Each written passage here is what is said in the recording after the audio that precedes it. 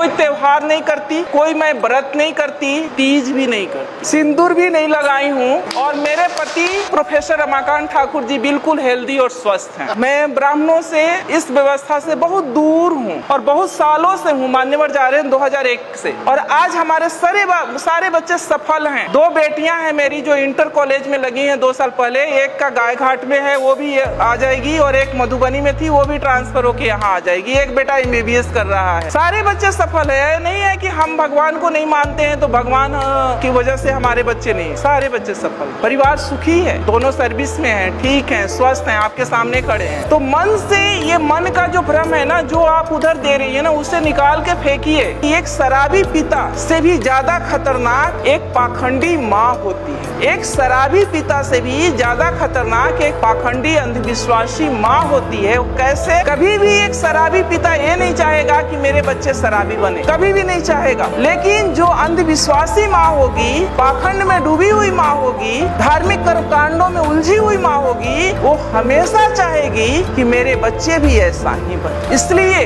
सबसे ज्यादा जवाबदेही और जिम्मेदारी हम महिलाओं के कंधे पर। हम क्या देखना चाहते हैं, अपने बच्चों को क्या बनाना चाहते हैं? अपने बच्चों को मजबूत बनाना चाहते हैं, साइंटिफिक अप्रोच वाला बनाना चाहते हैं, या उन्हें हम धार्मिक कर्मकांडों में उलझा करके उन्हें मानसिक रूप से पंगु बनाना चाहते हैं? ये आपको तय करना होगा। कितना अजीब लगता है जब हमसे गाय का गोबर रख के कहा जाता है कि तुम इसे मान लो कि गणेश है। पूजा होता है तो होता है ना। आप समझ सकते हैं कि पढ़ा लिखा व्यक्ति भी कोई गाय का गोबर ला के रख दे और उसे कहे कि मान लो कि गणेश है, तो हमारा विवेक कहाँ है? हम कितने विवेकशील हैं? समझ सकते हैं आप कि हम कितने विवेकशील रह गए कि गोबर को रख के कहा जाता है कि मान लो कि गणेश। वहीं पर पहचान हो गई कि आप में विवेक कितना है, आप क्या सोचते हो और क्या नहीं सोच सकते हो, सोचने की क्षमता आपकी कहाँ तक है। मानसिक टेस्ट, वो पैरामीटर, तो आप उन सब चीजों से निकले। बुद्ध शरण हंस जी लिखे हैं 4 खूंटे जिसमें हम लोग बंधे हुए हैं। उन 4 खूंटों को उखाड़ फेंकना है।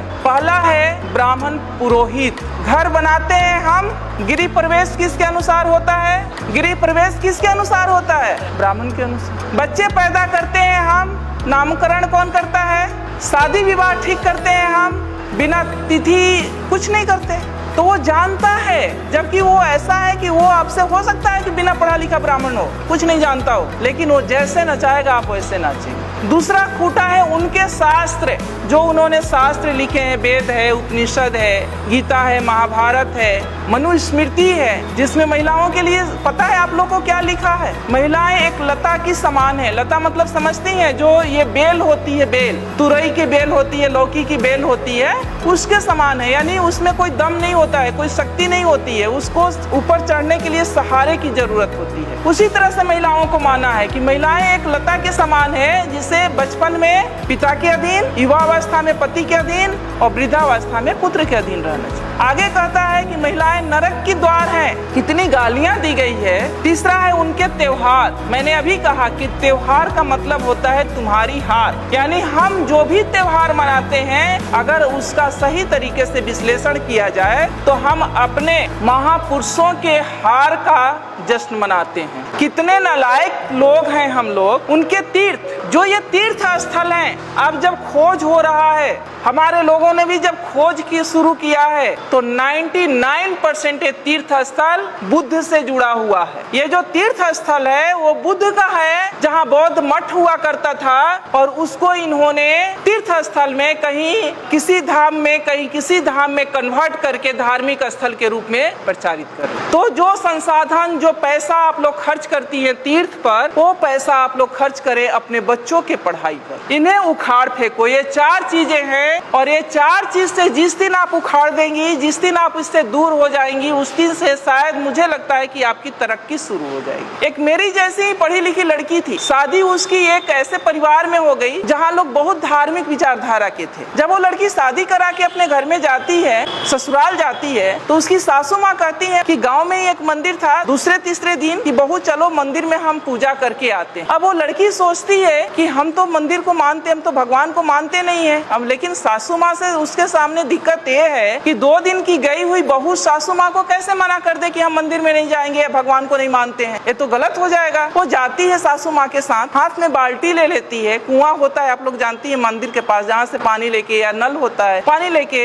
मंदिर में धुलाई किया जाता है या जल चढ़ाया जाता है। वो जब वहाँ पहुँचती है बाल्टी लेके तो देखती है कि गाय का मूर्ति बाहर बना हुआ है। वो गाय के थन के नीचे बाल्टी रख देती है। सासू माँ अभी ये गाय दूध देगी तो घर ले चल के खीर बनाएंगे। उसकी सासू माँ हंसने लगती है कि मेरी बहू तो पागल है, पत्थर की गाय कहीं दूध देगी, मैंने तो ये सोचा था कि ये गाय दूध देगी और हम घर में जाके खीर बनाएंगे। वहाँ से बाल्टी उठा लेती है। फिर वो थोड़ा आगे बढ़ती है तो वहाँ पर शंकर जी का मूर्ति लगा रहता है, तो उनके गले में एक सांप फुफकार रहा होता है, तो वो डरने का नाटक करती है और पीछे हट जाती है, सासू माँ से चिपक जाती है। सासू माँ अभी तो ये नाग मुझे डस लेगा। फिर उसकी सासू माँ हंसती है कि क्या वास्तव में मेरी बहू पागल है क्या? ये कहती है कि पत्थर का नाग मुझे डस लेगा, तो कहती है तुम पागल हो गई हो क्या, ये तो पत्थर का है, ये क्या तुम्हें डस सकता है? सासू माँ उसको अंदर ले जाती है जहाँ एक देवी की मूर्ति रहती। फिर उसकी सासू माँ कहती है कि बेटा देवी के चरणों में ये सब चढ़ा के देवी से आशीर्वाद ले लो, ये माँ बहुत आशीर्वाद इनका फलीभूत होता है, तुम आशीर्वाद ले लो। जब ये बात उसकी सासू माँ कहती है तब वो लड़की कहती है, अपने सासू माँ के चरणों में गिर जाती है, कहती है कि माँ पत्थर की गाय अगर दूध नहीं दे सकती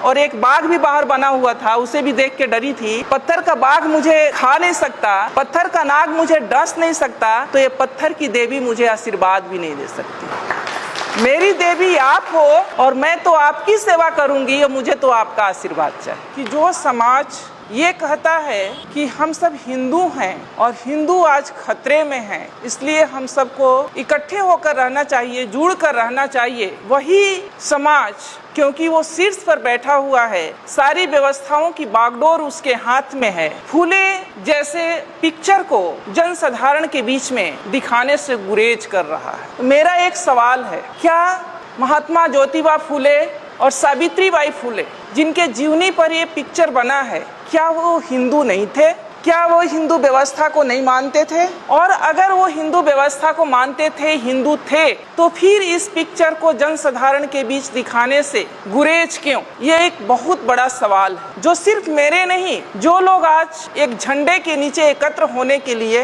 हिंदुत्व के नाम पर मरे जा रहे हैं, उनको सोचने वाली बात। सावित्री बाई फूले और ज्योतिबा फूले एक ऐसा नाम है जिन्होंने आपको आज इस स्थिति में बैठने का हक दिया। अगर मैं आज एक प्रोफेसर हूँ तो इसका भी श्रेय ज्योतिबा फूले और माता सावित्री बाई फूले को जाता है, क्योंकि अगर वो ये प्रयास नहीं किए होते तो हम महिलाएं ना कोई डॉक्टर बनता, ना इंजीनियर बनता, ना प्रोफेसर बनता। सिर्फ महिलाएं ही नहीं, कोई भी SC ST OBC का व्यक्ति और सभी वर्ग की महिलाएं, मैं कहती हूँ कि महिलाओं का मतलब सिर्फ SC ST OBC की नहीं बल्कि सामान्य वर्ग की भी महिलाएं, सभी वर्ग की महिलाएं, आज जो कुछ भी हैं हम लोग, वो हम माता सावित्री बाई फूले और ज्योतिबा फूले की देन है। रही उनके संघर्ष की बात, तो मैं बता दूं कि माता सावित्री बाई फूले जब मात्र 7 वर्ष की थी तब उनके हाथ एक इंग्लिश की किताब लगी, अंग्रेजी की बुक लगी और उसके पन्ने पलट रही थी। इतने में उन पर नजर उनके पिता की पड़ती है और वो उनके हाथ से किताब छीनकर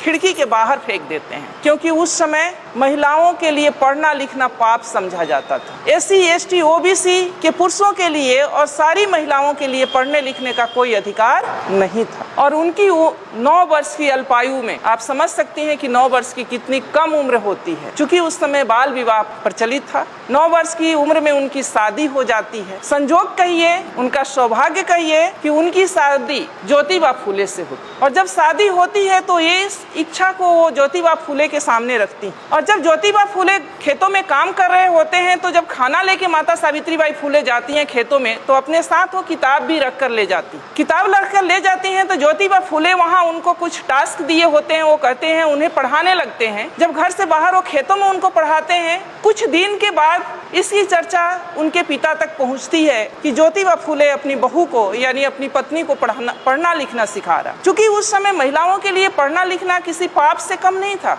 पढ़ने लिखने का कोई अधिकार नहीं था महिलाओं को। तो उनके पिताजी इस पे नाराजगी व्यक्त करते हैं कि अच्छी बात नहीं है, आप सावित्री को पढ़ाओ लिखाओ नहीं बेटा, घर का काम काज करने दो बहू को, ये अच्छी बात नहीं है, क्योंकि जब तुम ऐसा करोगे तो अपने जाति बिरादरी के लोग या समाज के लोग इसका विरोध करेंगे। लेकिन ज्योतिबा फूले नहीं मानते। वो शुरू से इस व्यवस्था को चूंकि बहुत करीब से वो देखे थे। वो भी घटना आप लोग को पता होगा कि जब वो अपने एक दोस्त के, सवर्ण दोस्त के शादी में जाते हैं पगड़ी बांध करके, और वहां पर जब वो व्यक्ति, एक उस वर्ग का व्यक्ति, उस जाति का व्यक्ति ये कहता है कि ये ओबीसी का व्यक्ति हमारी जाति की शादी में क्या कर रहा है, उन्हें अपमानित किया जाता है, तब उनको समझ में आता है कि शिक्षा कितनी जरूरी है और शिक्षा के बाद भी बहुत कुछ नहीं बदलने वाला। फिर वो प्रण करते हैं कि नहीं, चाहे जो हो जाए लेकिन मैं सावित्री को पढ़ाऊंगा जरूर। बातें यही नहीं रुकती है। एक दिन उनके पिता उनके सामने एक शर्त रखते हैं कि या तो बहू को यानी सावित्री को पढ़ाना लिखाना छोड़ दो या तो मेरा घर छोड़ दो। उस समय सावित्री बाई भी हक्के बक्के रह जाती हैं कि पिता समान ससुर दो तरह की शर्त रख दिए, या तो मैं पढ़ना लिखना छोड़ दूं या पति के साथ मैं घर को छोड़ दूं। ज्योतिबा फूले कहते हैं कि डरने की बात नहीं है, हम पढ़ना लिखना नहीं छोड़ेंगे, तुम्हें पढ़ना लिखना है और हम पिता का घर छोड़ेंगे। उस समय बिना झिझक, बिना कुछ लिए वो अपने माता पिता का घर ज्योतिबा माता सावित्री बाई फूले के साथ छोड़कर घर से निकल जाते। आज जो हिंदू मुस्लिम हो रहा है उस पर मैं थोड़ा बात करना चाहूंगी। उस्मान शेख एक नाम है जो ज्योतिबा फूले के बहुत अच्छे दोस्त हुआ करते थे। पूना के पेठ बाजार में रहते थे। जब वो घर से निकाल दिए जाते हैं तो उसी पूना के पेठ बाजार में जाते हैं और एक रूम लेते हैं, कमरा लेते हैं, रहने लगते हैं। उस्मान शेख से मिलते हैं। उस्मान शेख भी प्रगतिशील विचारधारा के थे। उस समय पर उस्मान शेख उनका मदद करते हैं ज्योतिबा फूले का। आप सोच सकती हैं कि उनके पिताजी ने उन्हें घर से निकाल दिया बहू के साथ, ये भी नहीं सोचा कि बेटा जाएगा तो रहेगा कहाँ, इसके पास कोई रोजगार है न कोई नौकरी है, लेकिन उस दोस्त ने उन्हें पनाह दी। उनके रोजमर्रे की जितने सामान थे वो खरीद के उन्होंने दिया। अपने घर का एक कोना उन्हें स्कूल खोलने के लिए दी और वहाँ पर वो स्कूल खोलते। सावित्री बाई फूले का पढ़ाई लिखाई जारी रहता है। उस्मान शेख जी की एक बहन होती हैं फातिमा शेख, वो और सावित्री बाई फूले, फिर उनकी चिंता बढ़ती है, इसीलिए वो सावित्री बाई फूले को पढ़ा रहे थे कि ताकि लड़कियों को पढ़ाने में सुविधा हो जाए।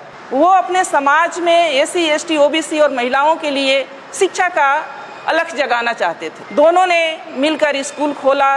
जब सावित्री बाई फूले स्कूल जाया करती थी पढ़ाने के लिए, ऐसा नहीं था कि वो स्कूल किसी जाति विशेष के लिए था या किसी वर्ग विशेष के लिए था। वहाँ महिलाओं के लिए था, बच्चियों के लिए था और किसी भी कास्ट की, किसी भी जाति की बच्चियां जा सकती थी पढ़ने के लिए। उन पे गोबर और कीचड़ फेंके गए, उन्हें गालियां दी गई, उन्हें पत्थरों से मारा गया, उनका अपमान किया गया, लेकिन वो झुकी नहीं, न वो रुकी, अनवरत उस काम में लगी रही। फिर जब इस बात से उन्हें परेशानी हुई तो माता सावित्री बाई फूले और ज्योतिबा फूले ने कि कीचड़ भरे कपड़ों में कैसे बच्चों को पढ़ाया जाए, तब उन्होंने एक बीच का रास्ता निकाला कि ये काम तो हमें नहीं छोड़ना है जो हमने स्कूल खोला है बच्चियों को पढ़ाने का है। तो एक कपड़ा, एक साड़ी वो अपने साथ थैले में करके ले जाती थी और एक साड़ी पहन कर जाती थी। जिस साड़ी पर गोबर और कीचड़ फेंके जाते थे उस साड़ी को खोल करके रख देती थी और दूसरा साड़ी पहनकर बच्चियों को पढ़ाती थी और फिर जब आना होता था तो वो साड़ी खोल के रखती थी और गोबर और कीचड़ वाले साड़ी पहनकर घर। आप सोच सकती हैं कि वो महिला जिनके कोई औलाद नहीं थे, सावित्री बाई फूले के कोई अपने बच्चे नहीं थे, अपने संतान नहीं थे, इसके बावजूद भी उन्होंने इतना अपमान क्यों झेला दूसरी लड़कियों को पढ़ाने। आज हम लोग अगर सावित्री बाई फूले की चर्चा कर रहे हैं तो उसके पीछे का राज यही है कि वो निस्वार्थ भाव से पूरे समाज की महिलाओं को मुख्य धारा से जोड़ने के लिए उन्होंने ये काम किया और इसमें हजारों रोड़े आए, उन्हें घर से निकाला गया, उन्हें अपमानित किया गया, उन पर कीचड़ और गोबर फेंके गए, फिर भी वो कभी रुकी नहीं। फूले दंपति इतना अपने काम के प्रति अड़िग थे कि लाखों परेशानियां आने के बावजूद भी वो दोनों रुके नहीं। इतना ही नहीं, उस समय चूंकि कम उम्र में शादी हो जाती थी तो लड़कियां कम उम्र में शादी होने की वजह से बाल विधवाएं भी हो जाती थी और एक बहुत बड़ा अत्याचार महिलाओं के ऊपर बाल विधवा के रूप में था। अगर कोई बाल विधवा हो जाती उसके बाल मुड़ दिए जाते, जैसा कि मान्यवर ने बताया। उसको अच्छा खाने का हक था, ना अच्छा पहनने का अधिकार था, उसे कहीं एक रूम में कोठरी में डाल दिया जाए, यानी उसकी जिंदगी एक नरक के बराबर हो गई थी। उससे माता सावित्री बाई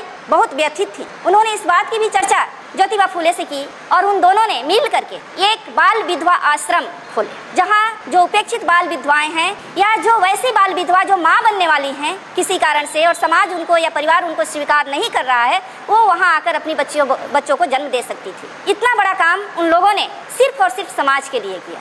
और आज हमने जैसा कि कहा कि पढ़ने लिखने का जो अधिकार मिला, अगर ज्योतिबा फूले नहीं होते, सावित्री बाई फूले नहीं होती, तो छत्रपति साहू जी महाराज नहीं होते, छत्रपति साहू जी महाराज नहीं होते तो फिर बाबा साहब भी नहीं होते, और बाबा साहब नहीं होते तो ये संविधान नहीं होता, ये संवैधानिक अधिकार नहीं होता, और आज हम यहाँ बोल नहीं रहे होते, आप लोग यहाँ सुन नहीं रहे। अब महिला सशक्तिकरण की बात हम करते हैं। महिला सशक्तिकरण, मैं ये नहीं मानती कि आज भी महिलाएं हमारी कमजोर हैं। हमारी महिलाएं सशक्त हुई हैं, ऊंचे ऊंचे पदों पर गई हैं, डॉक्टर बनी है, इंजीनियर बनी है, पायलट बनी है, जज बनी है, हर क्षेत्र में वो काबिलियत हासिल की है। लेकिन क्या उनका सशक्तिकरण की दिशा सही है? सवाल यहाँ है, क्या हम उस व्यवस्था को, उन महापुरुषों के त्याग और बलिदान को समझ पा रहे हैं जिसकी बदौलत आज हम यहाँ बैठे हैं, या हम हैं? नहीं। हमें निराशा और हताशा होती है कि जिस व्यवस्था ने हम महिलाओं को ह्यूमन बीइंग नहीं समझा, मानव नहीं समझा, जिसने हमें नरक का द्वार कहा, जिसने हमें पतित कहा, जिसने हमें ये कहा कि महिलाओं के घुटने में दिमाग होते हैं, जिसने हमें न जाने कितनी गालियों से अपमानित किया, आज भी हम पढ़ी लिखी महिलाएं भी उसी व्यवस्था को पुष्ट करने में लगे हुए हैं। अपना साधन संसाधन सब वहाँ खर्च करने में लगे हैं। और जिन महापुरुषों ने हमें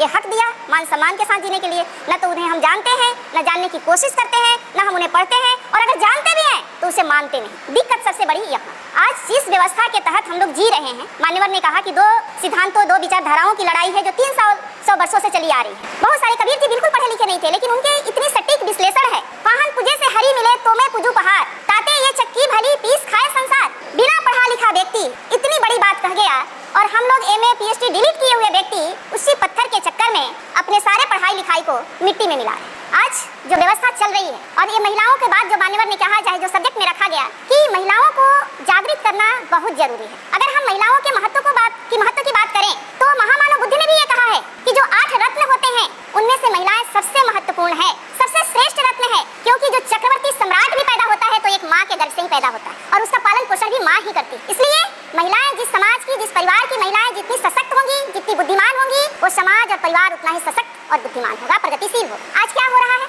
मान्यवर ने बहुत सही बात कहा कि श्रीमान श्री तो चलाते हैं ऐसे कार्यक्रमों में, और हमारी मतियां रह जाती हैं घरों में।